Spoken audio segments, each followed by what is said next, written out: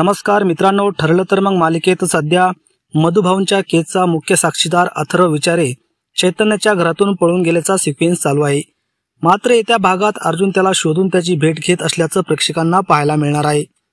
खुनाच्या रात्री अथर्व विचारेच्या म्हणजेच भावाच्या अंत्यविधीला गेले होते अशी खोटी माहिती साक्षी शिखरेने कोर्टात दिलेली असते। ती खोटी बोलते याचा अर्जुनला पुरेपूर अंदाज असतो, त्यामुळे अर्जुन या प्रकरणी पुढील तपास करण्याचा निर्णय घेतो। पोलिसाच्या मदतीने अर्जुन अथर्व विचाराची वैयक्तिक माहिती मिळवतो आणि काही करून आपल्याला या व्यक्तीला शोधायचंय असं सायलीला सांगतो।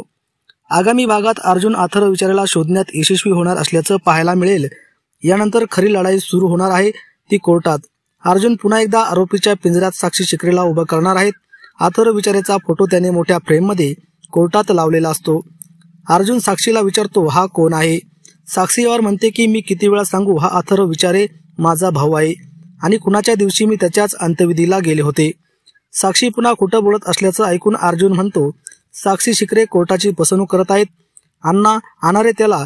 यानंतर कोर्टात चेहरा लपवून अथर्व विचारे एंट्री घेतोय असं पाहायला मिळतंय। त्याला पाहून साक्षीच्या चेहऱ्यावरचा रंग उडतो। ती प्रचंड अस्वस्थ होते। तिच्या डोळ्यातून अश्रू वाहू लागतात। ती म्हणते, हा इथे कसा? यावर अर्जुन तिला विचारतो, भूत बघितलं का? हा जबरदस्त प्रोमो सध्या चांगला चर्चेत आला आहे। दरम्यान या प्रोमोवर नेटकरांनी कौतुकाचा वर्षाव केला आहे।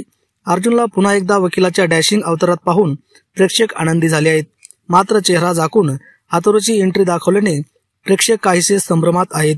मालिकेत ऐनवेळी वेगळा ट्विस्ट येणार तर नाही ना, अशा चर्चा कमेंटमध्ये रंगल्या आहेत। तर मित्रांनो, ठरलं तर मालिका आपण पाहता का आणि या पुढे यावर आपल्याला काय वाटतं? आपलं मत नक्की कमेंट बॉक्समध्ये व्यक्त करा। अशाच रंजक माहितींसाठी आपल्या YouTube चॅनलला सबस्क्राईब करा।